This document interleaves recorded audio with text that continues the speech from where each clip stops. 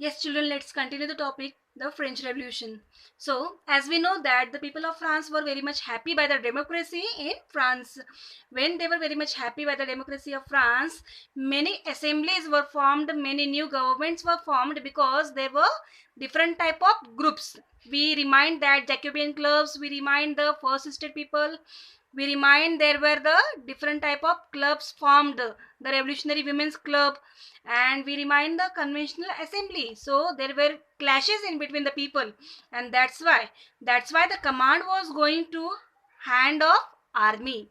So in the hand of army, the command of the France government came into, and that's why that democracy could not sustain longer. Democracy could not sustain longer because when the command of the government comes to somebody's hand, so that person becomes powerful. Yes, so in that way, when the command of the government of France came into the hand of army, so the head of army who was Napoleon. Yes, the Napoleon was the head of army. He became the king of the France.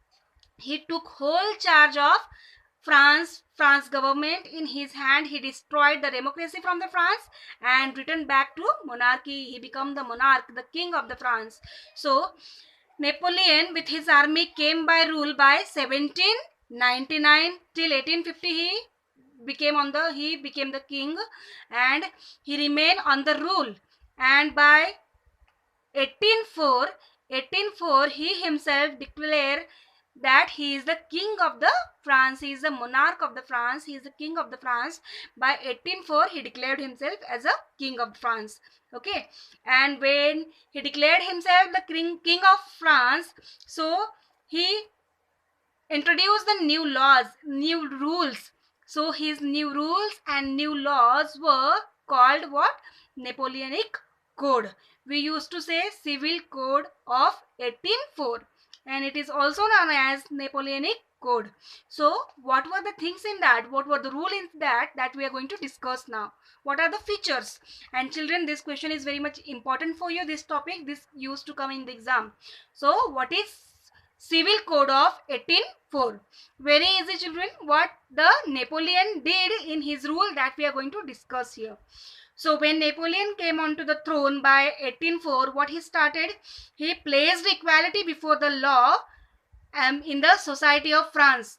As we know that the society of France, if we are talking about the France, in the France only the society was divided into three parts. So which are that three parts?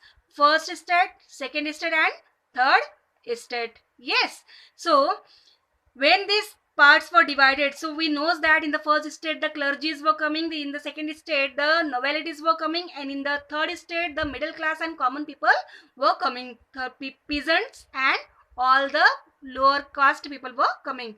So now when Napoleon came on the throne, he placed the equality, means he said that there will be no levels in the society now.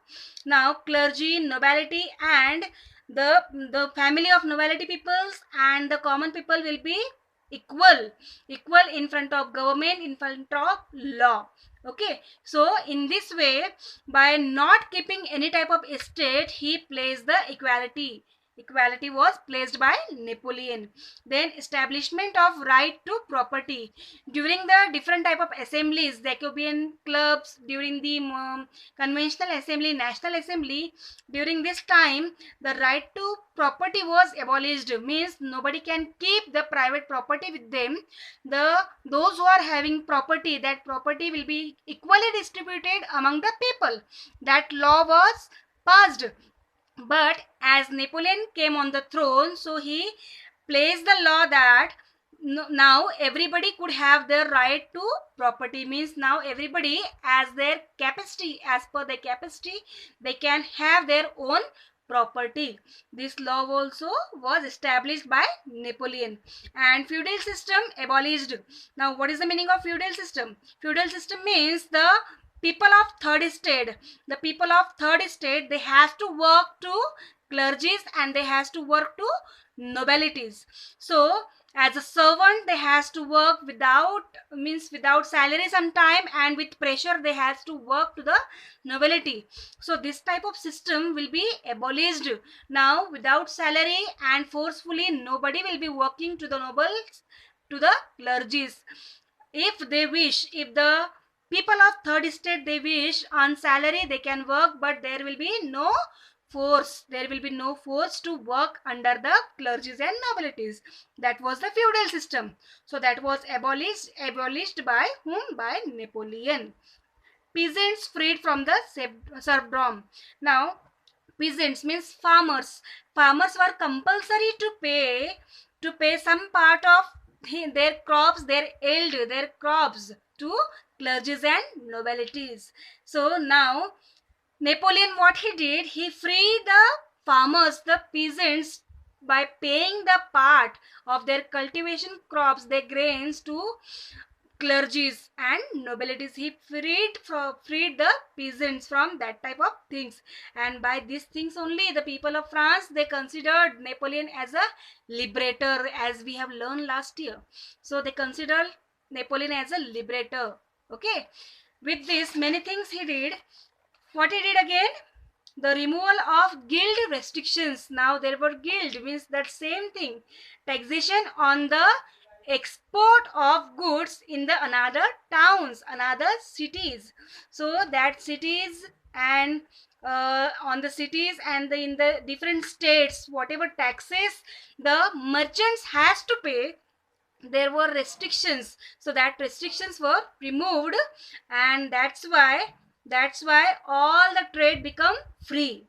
Okay, so there will be no restrictions on the guild, on the transport of the goods now, and all the trade will be done in the free and fair manner.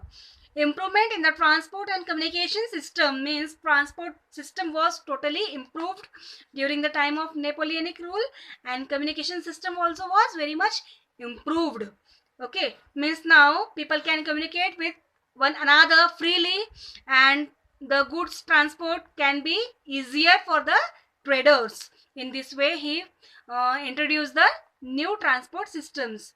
Then uniform laws and standardizations of weight and measures, means new in the trade new weight and measures laws, these were passed, means new system were introduced. Uniform laws means common law. The Napoleon gave the common laws to all of the traders, to all of the merchants, that they had to follow while the trade, while the selling of the goods, while the transportation.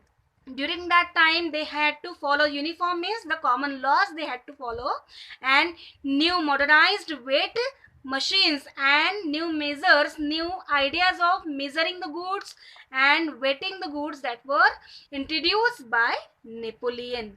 Okay, understood? And adoption of the common currency, and for everybody there will be the common currency. The currency will be used commonly by everybody. So this type of new things were introduced by Napoleon, and that's why he was known as the liberator and modernizer of France, and that's why he was very much liked by the people. But these things were not continued for longer. There were some drawbacks of Napoleon rule. There were some drawback of Napoleon rule, and there were some drawback of his life, and that drawback only took him to his death, that we are going to discuss now. The drawback of Napoleon rule. So what was the drawback of Napoleon rule? First drawback, that he increased the taxes. It is true that he improved the new system of trade in the society also, many laws were passed, but with this, whatever the tax the common people has to pay to the government, to the king, monarch, that taxes were increased and people were unable to pay these taxes. Impose the censorship. Impose the censorship means he re-announced the censorship. Now what was this censorship?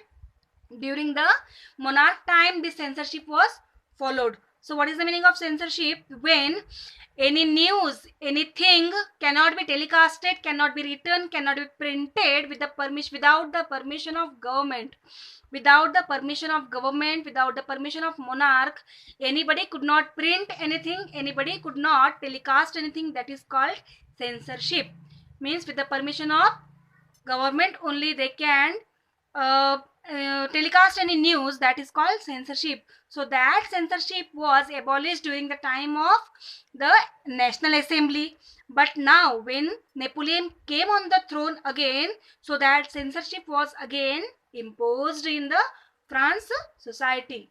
Okay, so and the last thing what he did, that was the very much drawback, very much big drawback of his rule. That was wherever he spread his idea of nationalism and he started attacking on the country. Yeah, he started attacking on the country means he was fond of conquering the new countries, attacking the new countries and taking that countries in his own control. When he started attacking new countries like Holland, like Persia, in this type, when he started attacking the countries, so that time what he did, he forced the common people of his own country also and from the another country where he conquered the countries, that people also to join the army. Means forcefully people were called to join the army. When Napoleon asked the people to join the army forcefully without their wish, so that time he became the enemy for the people, because people were not willing to join the army.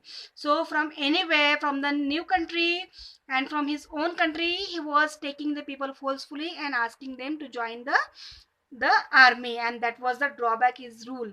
And his habit of conquering the world, conquering the new countries, only was responsible for his death. How? When he went to Waterloo, in the city of Waterloo, to conquer the country, to conquer the region, Waterloo region, so that time during the war he was defeated and he was killed, and that was the end of the Napoleon. Okay, and now in this way we have seen ki how the Napoleon rule was and how the French Revolution was. In the further topic, in the further video, we will discuss the another topic. Thank you.